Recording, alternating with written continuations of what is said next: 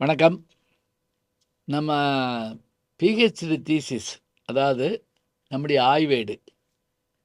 இப்ப ஒரு அறிவியல் ஆய்வேடு ஒரு ஒரு புதிய செய்திய ஒரு மாத்திரை கண்டுபிடிக்கிறதுக்கு, ஒரு நோய்க்கு ஒரு தீர்வு தீர்வு சொல்ற மாதிரி, அல்லது இதன் மூலமாக இந்த நீர்ப்பாசனத்துக்கு உதவியது அப்படிங்கிற மாதிரி, இது மாதிரி இருக்கணும் அப்படின்னு தான் பிஹெச்டி பண்றோம். அந்த ஆய்வேடு என்ன பயனை தந்தது? அல்லது நீங்கள் இந்த ஆய்வேட்டை செய்வதனால் சமுதாயத்துக்கு என்ன பயன்? ஆய்வாளருக்கு பயன் உண்டு. இப்ப என்னன்னா, நான் பிஹெச்டி முடிச்சிருந்தா தான் எனக்கு இந்த ஸ்டைஃபண்ட் கிடைக்கும். பிஹெச்டி முடிச்சிருந்தா தான் எனக்கு வேலை கிடைக்கும். இப்ப நான் வாழ்க்கைய அமைச்சுக்கிற முடியும். இது நமக்காக. ஆனா, இந்த அ ஆய்வேட்டினால் இந்த சமுதாயத்துக்கு என்ன லாபம்? அப்படி கேட்டா, அது எத்தன பேரு அத சொல்ல முடியும்?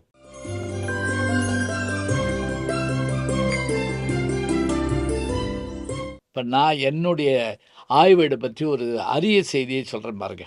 உண்மையிலேயே அரிய செய்தி. நான் 84ல் இந்த ஆய்வு பணிய சோழவந்தானூர் அரசஞ்சன்மான தமிழ் பணி என்ற ஆய்வு பணியை தொடங்குறேன். என்னுடைய கைடு யாருன்னு கேட்டீங்கன்னா, டாக்டர் நா. ஜெயராமன் அவர்கள். என்னுடைய தந்தையார் புலவர் குருநாதன் தான் இத பண்ண சொல்லி சொல்றாரு. நான் பண்றேன்.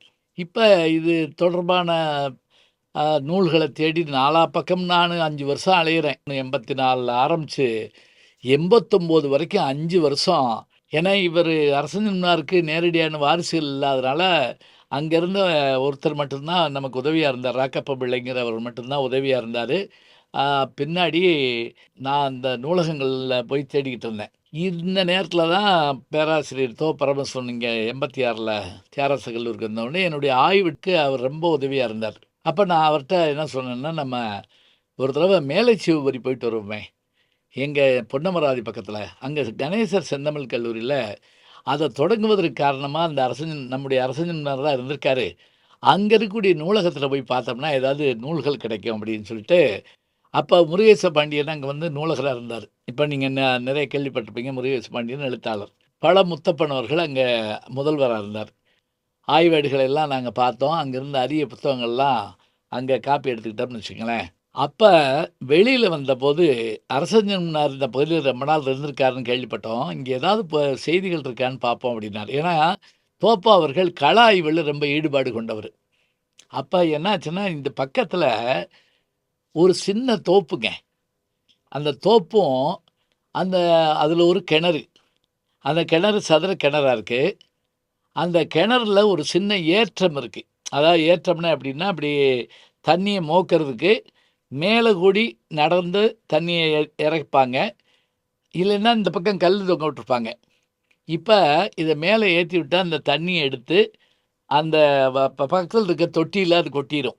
அந்த தொட்டியில பல பேர் தண்ணி மோந்து குளிப்பாங்க.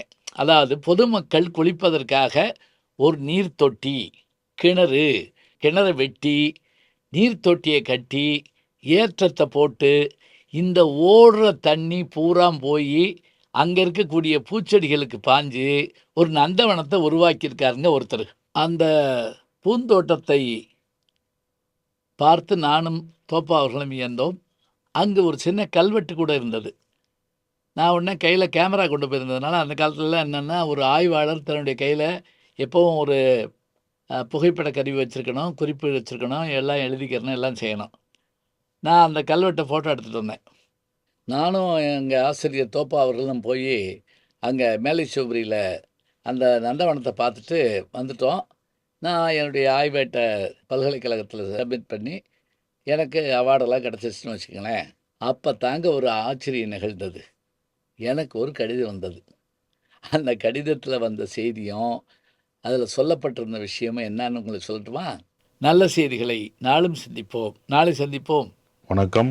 ஜி ஞானசம்பந்தன் யூடியூப் சேனல் பாருங்கள். உங்களை தேடியே உங்கள் வீட்டுக்கு வருது. கேட்காம ஒரு விஷயம் உங்களை தேடி வருது பாருங்கள். அதை பிடிச்சி வச்சுக்கோங்க. நம்முடைய ஜி ஞானசம்பந்தன் யூடியூப் சேனலை தொடர்ந்து எக்ஸலம், இன்ஸ்டாகிராம், ஃபேஸ்புக், வாட்ஸ்அப் என்று அனைத்து தளங்களிலும் நாம் இயங்கிக் கொண்டிருக்கின்றோம். நீங்களும் எங்களோடு வாருங்கள்.